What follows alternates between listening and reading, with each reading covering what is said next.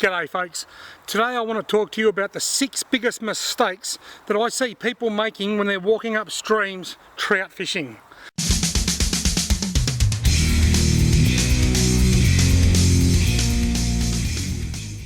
I've had the privilege of fishing with a lot of people over the years, some more experienced than others, and these are the mistakes that I see people, particularly people with not a lot of fishing experience, these are the mistakes that I see people make when they're trout fishing. Number 6 is walking downstream. I don't see it often. It's probably the biggest mistake you can make when you're trout fishing, particularly in little streams. People get to the creek, open their bail and they start walking downstream and fishing their way downstream. That's a huge mistake because the trout sit in the streams, they face into the current waiting for the food to wash down towards them. Whether it's a cricket just under the surface or a grasshopper on top or a worm tumbling down the bottom of the water column, it doesn't matter. The food always washes downstream, so the trout sit there and they face upstream. So if you get in and you walk downstream towards the trout, they're going to look straight up and they're going to see you coming. In bigger rivers you can get away with it a lot better because the trout even though you're downstream, you might still be a fair way across from where the fish are. But in the smaller streams, you just cannot walk downstream. There are holes where you have to fish downstream due to the banks being overgrown or fences across the river and stuff like that. If you have to do it, well, you do it. But you should always walk upstream, casting ahead of yourself. Number 5 is to be too colourful, too bright. You want to be a bit stealth-like, particularly once again in smaller streams. You want to be able to blend in. Look at this. This is the first time for a long time that I've actually worn a tournament style shirt. I've got a few of these in the cupboards, in my wardrobes at home, but I don't wear very many of them. I don't wear them often because they're too bright. They're not all too bright. This one's fine. So look in the background here, you'll see a nice yellow autumn tree over here. The leaves are going yellow, and this yellow blends in with it a bit. The green blends in a little bit with the gum leaves and the green grass.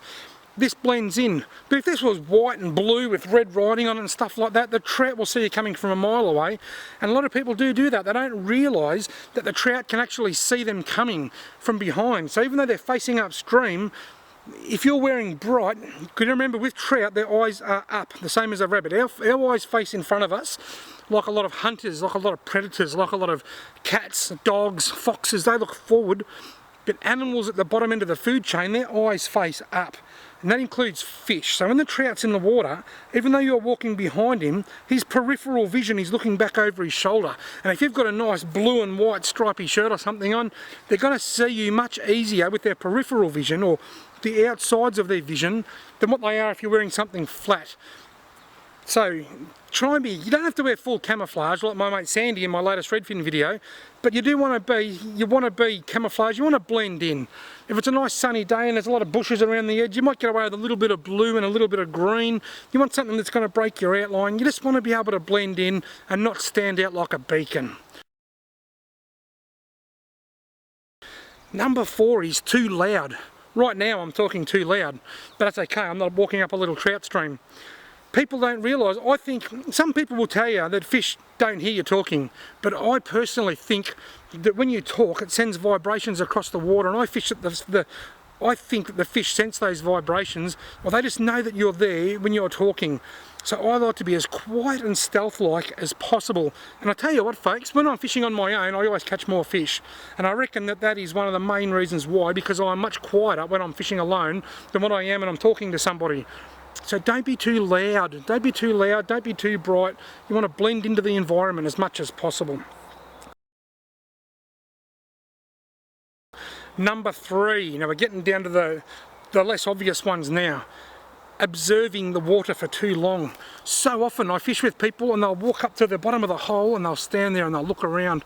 They'll look for a rising fish or a feeding fish. They'll look to see if they can see a trout hiding under a rock. In a bigger river that's okay, you can get away with it, no worries at all. But in a small stream, those trout will eventually cotton onto the fact that you're standing there.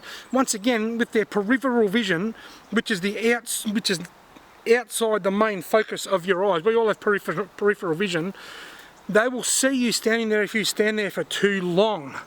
Not only do you not want to stand there too long, but you don't want to stand in the sun. If you are going to stand there and have an observation, make sure you're in the shade, because if you're in the sun, there could be a little bit of metallic steel or silver or something on your reel. You could have like metallic runners on your rod.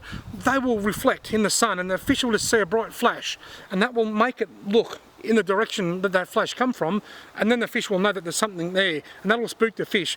So don't stand for too long, and if you do want to stand and have a bit of a look, stand in the shade so the sun can't reflect any light off you at all. Well, it could even be jewellery, an earring or rings on your finger. It could be the bail on your reel. My Shimano Stratic, it's a CI4 Stratic, it's got a silver plate at the bottom of it, like a scratch plate. It's bright silver. If I'm in the sun, that's just going to reflect into the water, and the fish is going to think, what's that flashing around? And it's got to know to look back.